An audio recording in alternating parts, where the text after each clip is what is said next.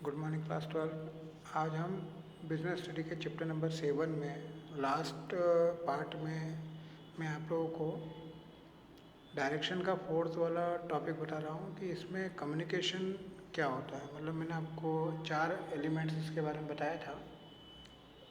First element था अपना supervision, फिर था लीडरशिप यानी कि लीडरशिप, और उसके बाद था मोटिवेशन, और अब है कम्युनिकेशन। कम्युनिकेशन का सिंपल सा अर्थ होता है कि जब किसी भी उपक्रम में संगठन में कार्यरत प्रत्येक कर्मचारी का कार्य किसी अन्य कर्मचारी के कार्य से जुड़ा होता है, अर्थात सभी कर्मचारियों के मध्य संबंध रहता है। तो विभिन्न कर्मचारियों के मध्य संबंध को बनाए रखने के लिए विचारों का आदान प्रदान जरूरी होता है, ठीक है, जो कि संप्रेषण कहलाता है। जब विचारों का आदान प्रदान होता है तो वो क्या कहलाएगा, आपका संप्रेषण कहलाता है, जो कि संप्रेषण अर्थात संदेशवहन से संभव होता है। मतलब आपसी विचारों को एक दूसरे से को बताना, विचारों का आदान प्रदान करना क्या कहलाएगा, संप्रेषण कहलाएगा। संप्रेषण सामूहिक उद्देश्य की प्राप्ति के लिए कर्मचारियों एवं अधिकारियों के बीच विचारों का आदान प्रदान होता है। संप्रेषण अथवा संदेशवहन द्वारा कर्मचारी एवं प्रबंधकों के मध्य स्थायी संबंध स्थापित हो जाते हैं। तो सिंपल सी भाषा में हम बोल सकते हैं कि जब सूचनाओं का आदान प्रदान ऊपर से नीचे की ओर या नीचे से ऊपर की ओर जब मौखिक या लिखित रूप में किया जाता है तो उसे हम संप्रेषण कहते हैं। संप्रेषण की परिभाषा मायर के अनुसार देख रहे कि संदेशवाहन शब्दों, पत्रों अथवा सूचना, विचारों तथा मतों का आदान प्रदान है। न्यूमैन अथवा समर के अनुसार संदेशवाहन 2 या 2 से अधिक व्यक्तियों के बीच तथ्यों, विचारों और मतों अथवा भावनाओं का विनिमय होता है, ठीक है। तो इन दो परिभाषाओं से स्पष्ट होता है कि संप्रेषण केवल सूचनाओं को हस्तांतरण करना या उनका आदान प्रदान करना है, जो समझ उत्पन्न करने की एक प्रक्रिया होती है, ठीक है। संदेशवाहन हो गया। अब संदेशवाहन की विशेषता के बारे में बता दूं मैं आपको कि संदेशवाहन की विशेषता क्या है। संदेशवाहन हमेशा 2 या 2 से अधिक व्यक्तियों के मध्य होता है, ठीक है। जब बातचीत होती है तो वो 2 या 2 से अधिक व्यक्तियों के बीच में ही होती है। अकेला व्यक्ति कभी भी संदेशवाहन नहीं करता है, यानी कि वो अकेला व्यक्ति बातचीत नहीं करता है। संप्रेषण में केवल सूचनाओं, विचारों और मतों का आदान प्रदान होता है।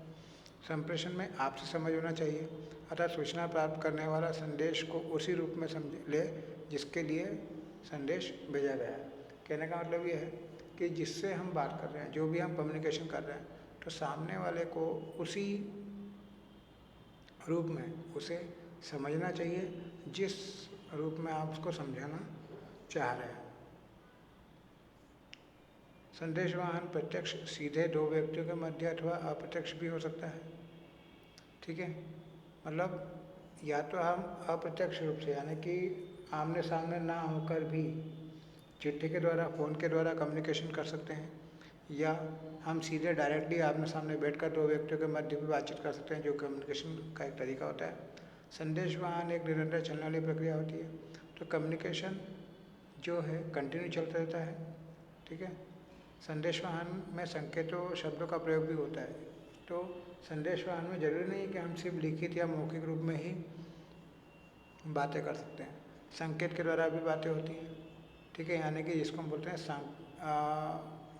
सांकेतिक यानी कि साइन कम्युनिकेशन, ठीक है। जो कि नॉर्मली आप लोगों को पता होगा कि जो बहरे लोग होते हैं या जो गूंगे लोग होते हैं, ठीक है, मतलब या जो व्यक्ति अंधे होते हैं उनको शब्दों के द्वारा हम बता सकते हैं, या जो बहरे होते हैं उनको हम हमारे इशारों के द्वारा समझा सकते हैं। तो ये संदेशवाहन का एक तरीका हो सकता है। अब इसके महत्व देकर रखें तो संदेशवाहन शीघ्र निर्णय का आधार होता है। संस्था में निर्णय उच्च स्तर के प्रबंधन के द्वारा लिए जाते हैं। निर्णय लेने से पूर्व विभिन्न प्रकार की सूचनाओं का आदान प्रदान किया जाना आवश्यक होता है। संप्रेषण द्वारा सूचनाएं शीघ्रता से उपलब्ध कराई जाती है तथा उसी समय निर्णय भी लिए जा सकते हैं। तो क्या होता है कि संप्रेषण का महत्व यानी कम्युनिकेशन का इम्पोर्टेंस यही है कि पहला हम इसके द्वारा शीघ्र निर्णय ले सकते हैं। मतलब कि जब हम विभागों और उप विभागों के लिए कोई निर्णय लेना चाहते हैं तो हमें उसके लिए क्या करना पड़ेगा कि हमारे जो विचार है, सूचना जो है, जो नोटिस है, वो हमको लोगों को देना पड़ेगा। जो कर्मचारी हैं या जो हमारे सुपरवाइज़र और जो हमारे लीडर, जो हमारे मैनेजमेंट में रहते हैं, उन लोगों को ये सारी चीज़ें बताना पड़ेगी। तो हम ये सूचनाओं के द्वारा ही बता सकते हैं। और संप्रेषण के द्वारा जब सूचनाएं शीघ्रता से उपलब्ध कराई जाती है तो निर्णय भी तुरंत ले लिए जाते हैं। प्रबंधन की क्षमता का विकास होता है इससे। प्रबंधन की कार्यों को सुव्यवस्थित बनाने के लिए संदेशवाहन की आवश्यकता होती है। संदेशवाहन के माध्यम से ही उद्देश्यों, निर्णय, उद्देश्य, आदेशों आदि की जानकारी प्राप्त हो जाती है। संगठन के कार्यों का बंटवारा हो जाता है। कर्मचारियों के कार्यों पर नियंत्रण संदेशवाहन से ही संभव है, जो एक प्रबंधक के लिए आवश्यक होता है। तो प्रबंधक अपने निर्णय, अपने उद्देश्य और अपने आदेश की जो भी जानकारी देता है वो संदेशवाहन के ही माध्यम से देता है, मतलब कम्युनिकेट होकर ही वो देगा। ठीक है। तो उसके बाद समन्वय में सहायक होती है कोऑर्डिनेशन का एक सबसे बड़ा ये जो होता है, व्यवसायिक उपक्रम में कई विभाग होते हैं और जिसमें कई कर्मचारी कार्यरत होते हैं। इन उपक्रमों के संगठन में बिना किसी भाषा के कार्यों को अच्छे समन्वय द्वारा ही पूरा किया जा सकता है। कर्मचारियों में समन्वय स्थापित करने के लिए संप्रेषण की विकसित प्रणाली का होना आवश्यक है। संगठन में किन कर्मचारी को क्या करना है, लक्ष्यों को किस प्रकार प्राप्त करना है, यह कार्य संप्रेषण के माध्यम से ही होता है। तो कोऑर्डिनेशन अगर बनाए रखना है तो हमको उनके बीच में क्या होगा कि बोलचाल करते रहना पड़ेगा। कम्युनिकेशन का एक तरीका अपने को वहाँ पर स्थापित करना पड़ेगा। ठीक है। उसी से क्या होगा कि कर्मचारियों को अपने लक्ष्यों के बारे में पता चलेगा कि उन्हें किस प्रकार से अपने लक्ष्य को प्राप्त करना है। तो ये संप्रेषण बहुत जरूरी होता है। मधुर औद्योगिक संबंध की स्थापना के लिए संप्रेषण विभिन्न व्यक्तियों के बीच संपर्क बनाए रखता है। विचारों के आदान प्रदान से कर्मचारियों के बीच निकटता बढ़ती है। इस प्रकार प्रबंधक एक कर्मचारी तथा विभिन्न कर्मचारियों के मध्य आपसी सहयोग एवं सद्भावना पैदा करता है। मतलब संप्रेषण यानी कि जब बोलचाल होती रहती है तो अलग अलग व्यक्तियों को अपने जो विचार है उनका आदान प्रदान कर्मचारियों के बीच आराम से हो जाता है। तो जब हम दो व्यक्तियों के बीच में आपसी विचार जब आदान प्रदान होंगे तो उनके बीच में निकटता बढ़ती है और उस निकटता के कारण मधुर संबंध बनते हैं और कर्मचारी आपसी सहयोग और सद्भावना के साथ काम करना शुरू कर देते हैं। प्रभावशाली नेतृत्व, लीडरशिप जो देकर रखा है, एक अच्छे संप्रेषण के माध्यम से ही एक प्रबंधक कुशल नेतृत्व कर सकता है। मतलब कि जब वो एक अच्छे से कम्युनिकेट करेगा लोगों से तो वो अच्छे से लीडरशिप उसकी कर सकता है, ऑनरशिप कर सकता है, यानी कि वो अच्छे से लोगों को काम अपना बता सकता है। उसे संदेशवाहन की कला का ज्ञान होना आवश्यक होता है। संप्रेषण के माध्यम से वह अपने निचले कर्मचारियों को संदेश भेज सकता है। वह दूसरी ओर शिकायतें और प्रतिक्रियाएं अपने प्रबंधक को भेज सकता है। ठीक है। यदि संप्रेषण प्रणाली से प्रभावशाली होगी तो वह अपने उद्देश्य को प्राप्त करने में भी सफल होगा। अब उसके बाद जो है संप्रेषण के विभिन्न प्रकार देकर रखे हैं आपको अलग अलग। सबसे पहले formal, informal, oral, writing, downward, upward, horizontal और गेस्चुअल, यानी कि औपचारिक संप्रेषण, अनौपचारिक संप्रेषण, मौखिक संप्रेषण, लिखित संप्रेषण, नीचे की ओर अथवा अधोमुखी संप्रेषण, ऊपर की ओर अथवा ऊर्ध्वमुखी संप्रेषण, समतल संप्रेषण और सांकेतिक संप्रेषण। ये संप्रेषण के अलग अलग प्रकार हैं। आपको कम्युनिकेशन के वेरियस टाइप ऑफ कम्युनिकेशन देख रखा हुआ है। सबसे पहले हम बात करते हैं औपचारिक संप्रेषण की। तो औपचारिक संप्रेषण जो होता है वो हमेशा सोच विचार करके किया जाता है। ये सामान्यतः आदेश की सूची नियमावली के रूप में होता है।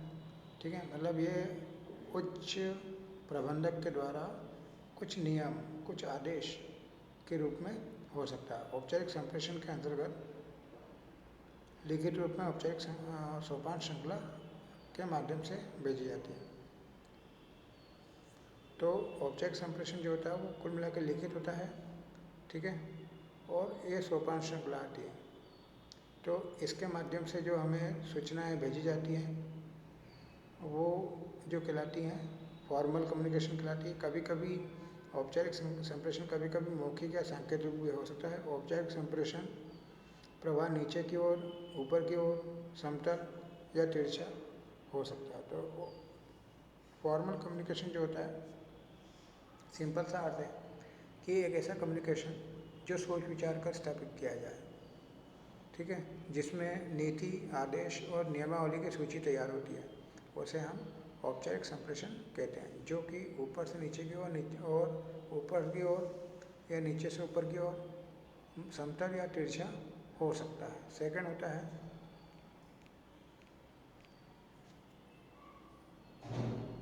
अब इसकी विशेषता देकर रखिए, इसमें केवल अधिकृत एवं प्रमाणिक सूचनाओं का संप्रेषण होता है, प्रायः यह लिखित रूप में होता है। यह संप्रेषण उन व्यक्तियों के बीच होता है जो संगठन की दृष्टि से औपचारिक रूप से जुड़े हुए होते हैं। संदेश सोपान श्रृंखला द्वारा भेजे जाते हैं, इनका एक निश्चित प्रवाह होता है और यह संप्रेषण सोच विचार कर किया जाता है।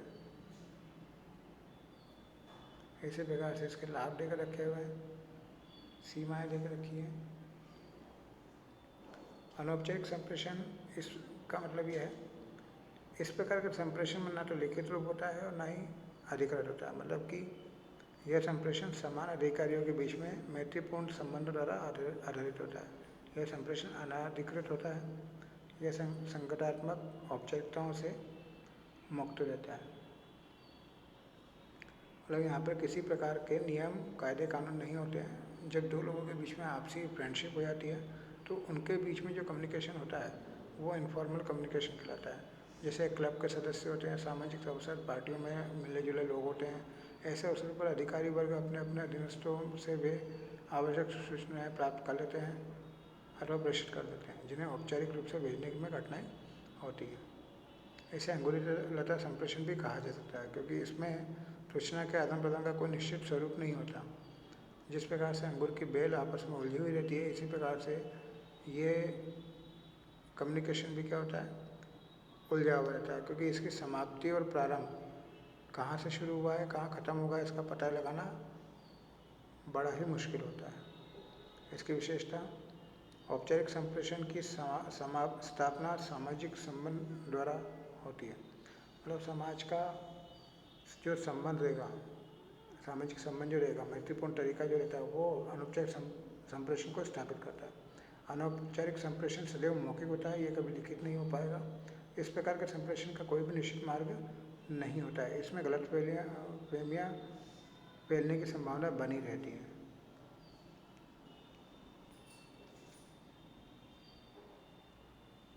इसके लाभ भी देकर रखे हैं। इसमें सूचनाएं तीव्र गति से और प्रभावपूर्ण तरीके से फैलती है। इस प्रकार का संदेशवाहन खुले वातावरण में होता है। यह कठिन समस्याओं को सरल बना देता है। अब इसमें दोनों में अंतर और बाकी संप्रेषण के बारे में भी आपको लिखा हुआ है, मौखिक और उसके गुण भी हैं। लिखित संप्रेषण के लाभ गुण भी देकर रखे हुए हैं। ये सब आप पढ़ेंगे और अगर कोई भी प्रॉब्लम होती है तो आप मेरे YouTube चैनल पर मुझे कमेंट्स कर सकते हैं।